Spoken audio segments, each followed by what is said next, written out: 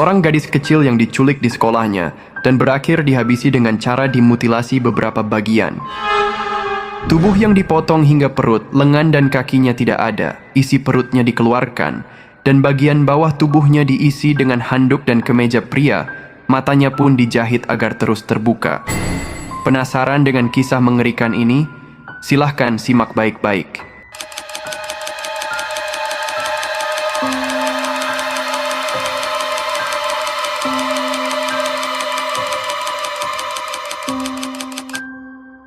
Kasus penculikan paling mengerikan dalam sejarah California. Di awal cerita, diperkenalkan seorang korban yang bernama Frances Marion Parker, lahir pada 11 Oktober 1915 di Los Angeles, California, dari pasangan Geraldine dan Perry Marion Parker.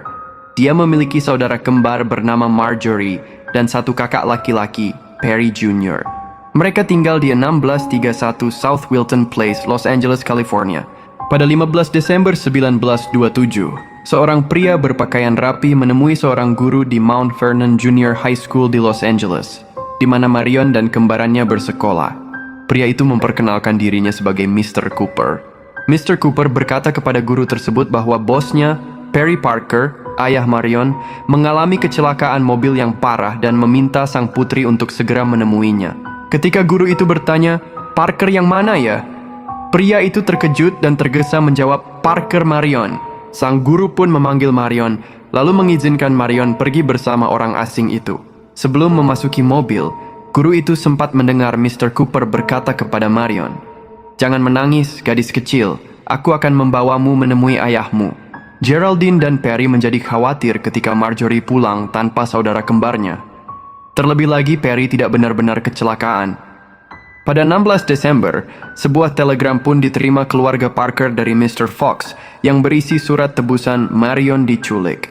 Di dalam surat itu, sang penculik menuntut tebusan sebesar $1.500, setara dengan $26.000 pada tahun 2023 dan dalam bentuk sertifikat emas. Terdapat surat lain juga yang merupakan tulisan tangan Marion. Sang penculik mengirimkan instruksi ke Perry, ayah Marion, untuk mengirimkan uang tersebut ke 10th Street dan mengatakan untuk tidak membawa serta polisi atau siapapun. Perry mengikuti instruksinya. Namun sayang, ternyata polisi diam-diam mengikutinya. Sang penculik pun kabur. Keesokan harinya, Perry mendapat telepon dari sang penculik lagi. Kali ini dia menginstruksikan Perry untuk membawa uang tersebut ke lokasi West 5th Street.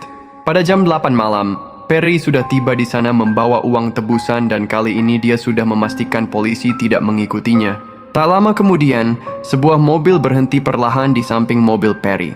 Nampak seorang pria dengan wajahnya yang ditutupi bandana, mengacungkan senjata api dan bertanya, "Apa kau benar-benar sendirian?"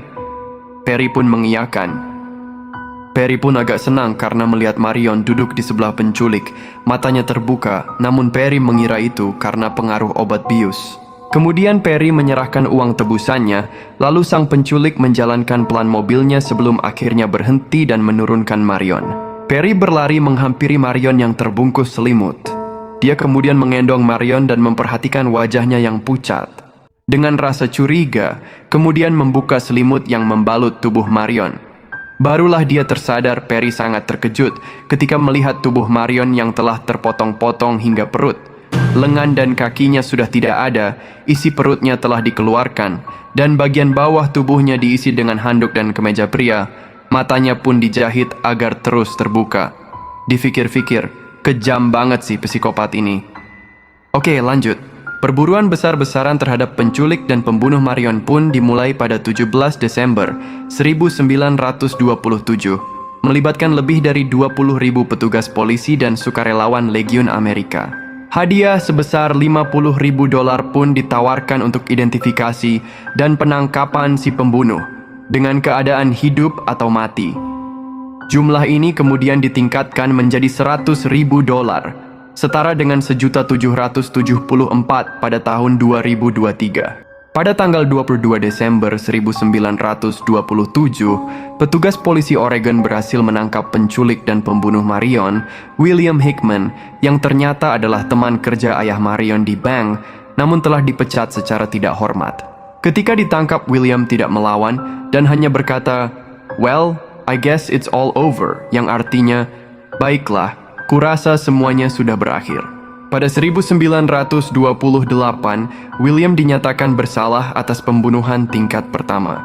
Pada hari Valentine, Hakim Trabuco menjatuhkan hukuman gantung pada William. Dan hukuman gantung itu pun kemudian dilaksanakan di tiang gantung San Quentin pada 19 Oktober 1928. Sebelum penjaga menggiring William ke tiang gantung, William sempat meminta ayam sebagai makan malam terakhirnya dan membaca surat dari ibunya sambil menangis sesekali. Dia pun meminta seorang penjaga untuk mendengarkan pengakuan terakhirnya. Dasar si William psikopat banget ya. Apa pesan kalian untuk psikopat ini? Tulis di komentar. Buat kamu yang sudah nonton video ini, silahkan like jika Anda menyukai video ini, subscribe, dan nyalakan loncengnya agar kalian tidak ketinggalan info update terbaru.